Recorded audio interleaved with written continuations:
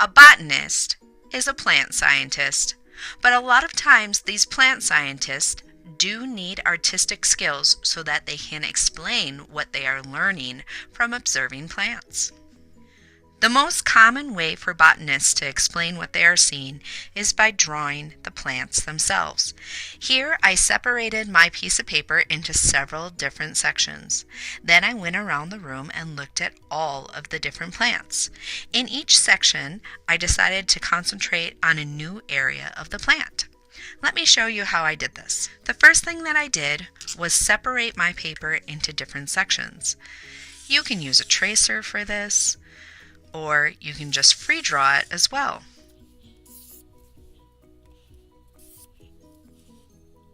Now that I have my sections divided, I'm going to take a fruit, a vegetable, or a plant to observe and try to draw. Now I'm looking at a pepper. So in this area, I'm going to draw the contour line. The contour line is the outside edge or most important lines. So right now I'm looking at the shape of this pepper.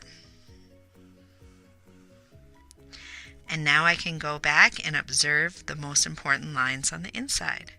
So we have a couple of lines along here. I see a little scar here and tiny little lines along the pepper itself. At this point, you have a couple of options. You can go ahead and leave it black and white. If you do that, you might want to just add a couple of extra details. Maybe some shapes and lines to add design.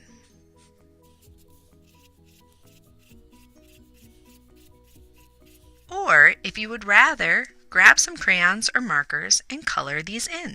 Another thing that artists will often do is paint what they are observing.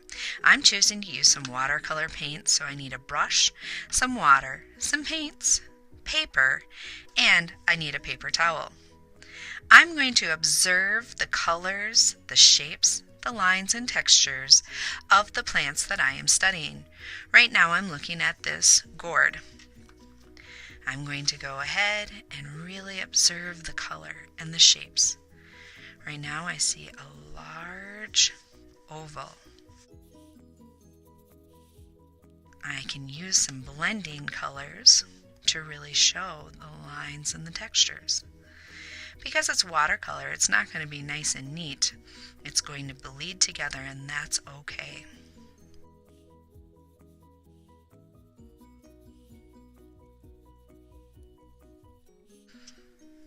Think about the space around it. I do see some shadow down below.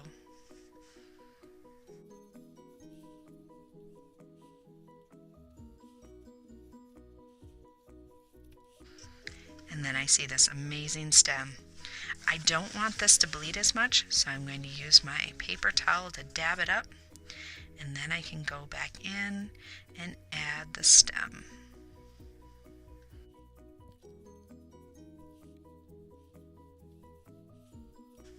If there's any big dribbles or drops, make sure that you pick them up with your paper towel or leave them to lay flat while it dries. You could just explore the textures, the smells of each of our plants that we have available. Go ahead, try to smell it. Oh, you can't smell it? Okay, well, you'll have to go to the station and give it a try. This is a little tiny key lime. You can go to the exploring station, check out the pomegranate. In this one, I don't even know the name of this one, but when I cut it open, it kind of looks like a grape inside, and there's a nut inside there too. Botanists often use all of their senses while exploring plants. Many times, botanists will look at books to learn about their plants. I have lots of books available that have some gorgeous illustrations of some beautiful plants. One of the books that I looked at reminded me that a botanist can actually use collage to create their plants. When working with collage, some people feel most comfortable looking at a shape of the plant that they are studying and drawing it with pencil first. You can do that, Or if you feel more comfortable just going at it with your scissors straight away, you can feel free to do that as well. Some people like to draw with pencils first. Some people just simply draw with their scissors.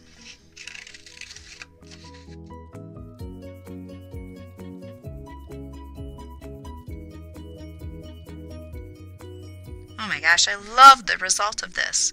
It did take me a long time, but I'm so happy that I spent my time making a quality piece of artwork. Now it's time for you to become a botanist.